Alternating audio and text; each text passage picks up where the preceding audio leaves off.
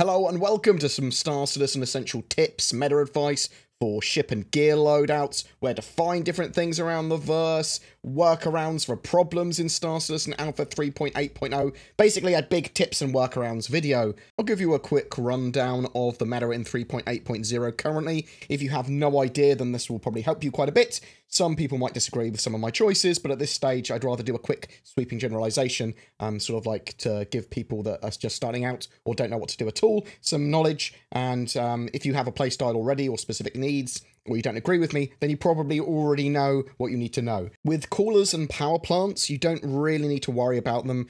At the moment, I don't see much tangible difference to gameplay by changing coolers and power plants. If you've got loads of money and you've already outfitted the rest of your ships and got all the ships you wanted and everything, then consider getting some different ones if you want. There are a couple of tools online that I really recommend people have a look at though. The hardpoint.io tool and Urkel's calculator, or Urkel calculator. I'll link those down below. They are ship loadout tools. They allow you to see all the different components and outfit them on a ship, and then see all the stats and everything, and it's something that's regularly updated on both of those tools as well. Basically, if you like something that's a bit more user-friendly, maybe have a look at hardpoint.io. Urkel has a load of information, sort of like at a glance as well, but it's not as UI'd. There's also a tool from Execution by Human Germ, a list of items, their stats, where to get them in 3.8.0. This is an essential resource in my opinion, at least is what I use. This will give you all the information that you need on where items are, where to get them from, their prices. Also, will help you make decisions on what to trade and where as well. Has all the trade resources on there as well. So weapons-wise, you want to be using gimbaled weapons, pretty much. There's auto-aim with the sort of like pressing R to cycle into the auto-gimbaled mode. That is so powerful at the moment. If you want to use manual gimbaled, great, but fixed weapons are just not as good at the moment in my opinion. So what you want to go for is the very puck gimbals if you've got fixed weapons, and that means you drop a size of weapon hardpoint. So go get yourself a very puck gimbal for your particular mount. And then for size 1 weapons, you want to use the yellow jackets or bulldogs. And then for size 2 weapons, mass drivers, either the strifes or the sledges. And then for size 3 weapons, apparently tarantulas are pretty good. For shields, the FR66, 76 and 86 are recommended for size 1, 2 and 3 respectively. With the size 1 shields though, if you've got more than 2 slots, you may want to choose like a Guardian and a Mirage. That gives you a good mix of defense and shield regen, because multiple systems now stack in different ways. So you'll have the shield regen of that Mirage, and you'll have the defense of the Guardian, and it will sort of like make up the differences between those shields. Quantum drives are a bit more complex though for choices. It depends on whether you want to be doing short jumps regularly or longer jumps, and the size of your ship, because the larger your size of ship, really, that will give you a lot more capacity for your quantum fuel. So the tools that I've linked down below will hopefully help you make informed decisions about what you want for your quantum drive, if you do want to change it. And basically you're balancing fuel consumption versus top speed versus acceleration. Ships with a fast max speed on their quantum travel drive, they might not be best in all situations, as they're very fuel hungry, and they have to consider acceleration too. You might constantly have to go to a rest stop to get your ship full of fuel, which you'll then need to consider about cost of that fuel, but also the amount of downtime that you spending there. You may even want to consider 2 quantum drives that you keep on switching around based on what you're doing. So if you want to go to short jumps, have one, and if you're going for long jumps because you want to go to between planets, then switch over to another one when you refill your gas or whatever at a rest stop. Moving on to some common sort of fixes and problems in 3.8.0. Always delete your user folder after you've updated the game, or at least the shaders folder in there. Install the latest graphics card drivers for your GFX card. Old drivers are the #1 cause of crashes in the game. For mission-based stuff, the Claim Jumpers mission is supposed to be fixed in the next 3.8.x update patch, but currently it can bug out. If you see 2 beacon icons for the mission on the star map, untrack the mission and then abandon it. In fact, if you are abandoning a mission for any reason, untrack it first, because otherwise the mission might stay on your screen. Hurston bunker missions and the clear security post Korea missions are also bugged currently, at least often bugged. Some bounty missions can be chained after you clear them. Take them again if you've got them one in the same area, and the enemies will just actually respawn in front of you. Always accept the calls to arm mission when you log in. You'll get monies for killing pirates that aren't part of missions. If you complete a mission that's already spawned pirates, then after you complete that mission, any pirates that are still there will count towards your call to arms mission. Service beacons typically won't appear if you have a crime rating, if you're wondering why you can't see service beacons. If you cannot open or interact with the Mobiglass, try inspecting an item, changing a weapon, or sitting in a chair. That can sometimes solve that problem. If you are trying to interact with a star map, you can double right or left click to zoom in and out. And if you keep your cursor on an object, then it won't disappear. So if you're sort of like focusing on, it sort of focuses on what your cursor's looking at. So just sort of bear that in mind. Ships-wise, landing pads may be broken for rearm, repair, and refueling. Hover above the pad and request those services, or land on the pad with your landing gear up, and then use the services like that. Pressing R while you're in your ship will cycle your gimbaled mode from fixed to auto gimbal to manual gimbal.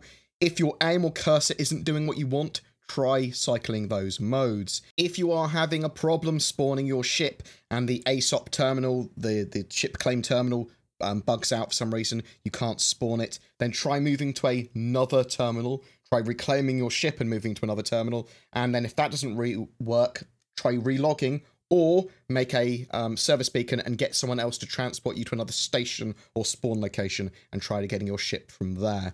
If you're stuck in your seat, try pressing Y and then jump, try pressing space. And if that doesn't work, then you'll have to hold backspace to either self-destruct yourself or force respawn. If you've lost some ship items or weapons after you've been forcibly disconnected or you've relogged back on, try moving those items to another ship. See if you can go into your personal manager app, your vehicle manager app in the Mobiglass, and then try and move those items to another ship, reclaim the ship, and then move those items back.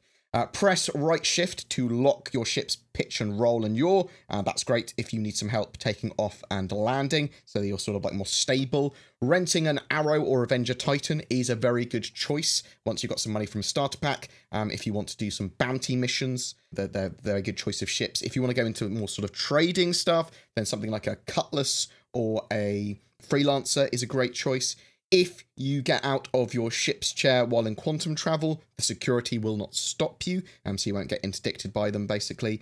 Cargo can disappear in your hold, but normally it is still there, even if it's sort of invisible. If you spawn your ship and forget what hangar it's in, just go back to the Esop terminal. It is listed where it is. Some FPS stuff. Heavy armor or the backpack is really the only armor I would consider going for at the moment. It's the only armor that consistently functions anyway, so bear that in mind. FPS weapons and mining tools sometimes don't fire. Set a key to inspect your weapon. You can go into settings, key bindings, advanced, on foot all, and inspect item, and then set a key for that, and then inspect the item to fix that problem. Stowing your FPS weapons by holding R or interacting with the weapon and then stowing it can save your weapon from being sort of like deleted or discarded by the server when you try changing a weapon. So it's always good practice to stow your weapon before pulling out a new one. If it does suddenly implode and you've lost your weapons, try quickly unequipping and re-equipping it in the personal manager app on your Mobiglass.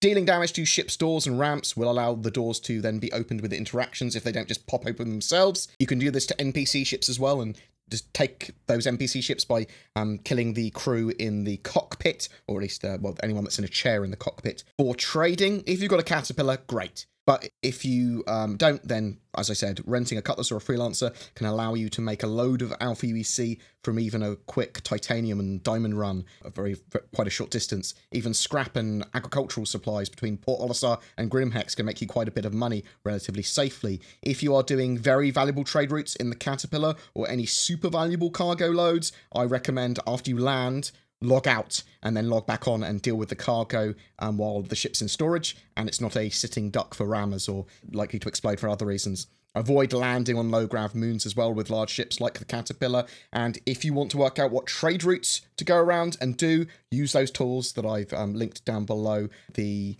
one from Human Germ is absolutely superb. Just the amount of data on it, it's not really a tool, it's just a spreadsheet with lots of data, but you know what I mean. I hope that was informative and will give you a better experience in Star Citizen 3.8. Those tools should be regularly getting updated. I maintain a Star Citizen performance guide and resource page on my website as well. I'll link that down below too. And I will keep on maintaining and updating that. A couple of those need a little bit of an update. If there are any other issues you're having, tips that you want to share, or questions that you have, then please drop them in my comments below. I'll try and answer them if someone else hasn't already helpfully answered them already. You know what I mean? Thanks very much for watching, guys. You take care. Every month, we have a ship giveaway for January 2020. It's for an Anvil Arrow and Star Citizen game package. Just comment on any of my videos made this month to be in for a chance. More details in the description below. Oh, it's time to shill. If you're looking for a VPN, then consider NordVPN. They have many advantages over free VPNs, but are incredibly cheap, and I use them and can recommend. There's Shadow as well, which is an alternative to owning your own gaming PC. They give you a sort of Windows 10 environment focused on gaming, and it leverages the power of your internet and their cloud so that you can stream it to any device or other PC or laptop or phone or whatever. And you can now order systems with varying scales of hardware for up to 4K gaming. And as always, it works fantastically well with Star Citizen. It's an extremely affordable way to get access to a high-spec PC.